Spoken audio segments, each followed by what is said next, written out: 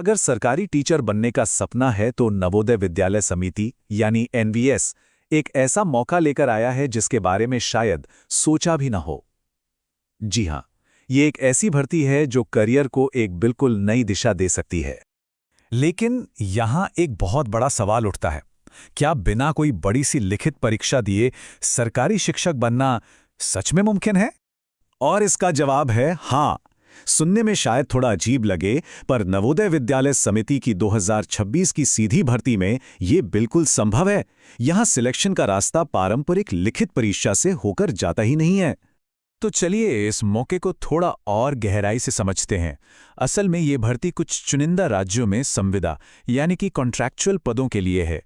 तो देखिए, ये भर्ती दिल्ली, राजस्थान और हरियाणा के नवोदय विद्यालयों में कॉन्ट्रैक्चुअल टीचिंग और नॉन टीचिंग पोस्ट के लिए है। कुल मिलाकर करीब 342 पद खाली हैं। और हाँ, आवेदन करने की आखिरी तारीख 17 अप्रैल 2006 है, तो इस डेडलाइन का खास ध्यान रखना होगा। अच्छा, अब आते हैं उस सवाल पर जो सबके मन में होता है कि भाई पोस्ट्स कौन-कौन सी हैं और सबसे ज़रूरी सैलरी कितनी मिलेगी। तो सैलरी का स्ट्रक्चर काफ़ी आकर्षक है। यहाँ एक ध्यान देने वाली बात है हार्ड स्टेशन की। मतलब अगर पोस्टिंग किसी दूर दराज के इलाके में होती है तो पीजीटी पद के लिए सैलरी सीधे 42,000 के पार चली जाती है, और टीजीटी, लाइब्रेरियन या स्टाफ नर्स के लिए भी ये 40,000 रुपये प्रति माह से ज़्यादा हो सकती है। अगर पीजीटी यानी पोस्ट ग्रेजुएट टीचर पदों की बात करें तो यहाँ सब्जेक्ट्स की एक लंबी लिस्ट है। आप देखिए, इंग्लिश, हिंदी से लेके फिजिक्स, केमिस्ट्री, मैथ्स, इकोनॉमिक्स और कॉमर्स तक, मतलब लगभग सभी प्रमुख विषयों में मौके मौजूद हैं।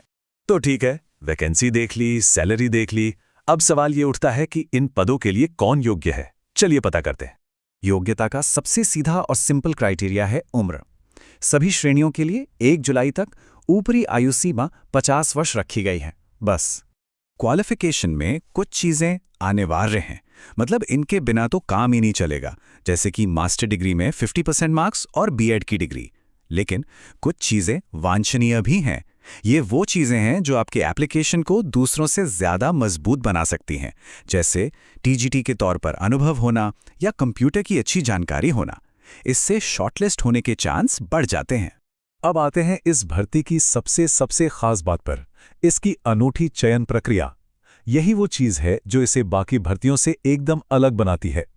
सिलेक्शन प्रोसेस के सिर्फ 4 सीधे सरल स्टेप्स हैं।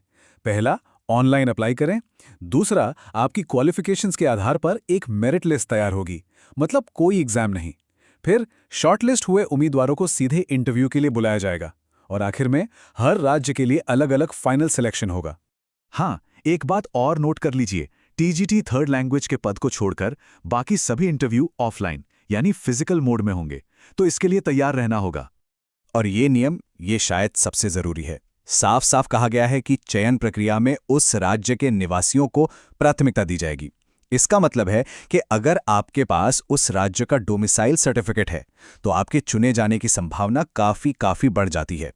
चलिए, तो अब तक की सारी जरूरी जानकारी को एक बार फटाफट से दोहरा लेते हैं, ताकि कोई भी महत्वपूर्ण बात दिमाग से निकल ना जाए। तो संक्षेप में क्या क्या याद रखना है? पहली और सबसे बड़ी बात, कोई लिखित परीक्षा नहीं है, सिलेक्शन सीधे इंटरव्यू पर आधारित है।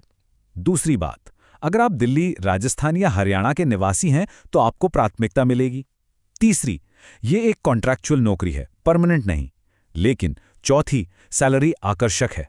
और सबसे अहम बात, अपना पूरा फोकस इंटरव्यू की तैयारी पर लगाएं, क्योंकि आपके विषय का ज्ञान और आपकी पर्सनैलिटी वहीं पर खी जाएगी।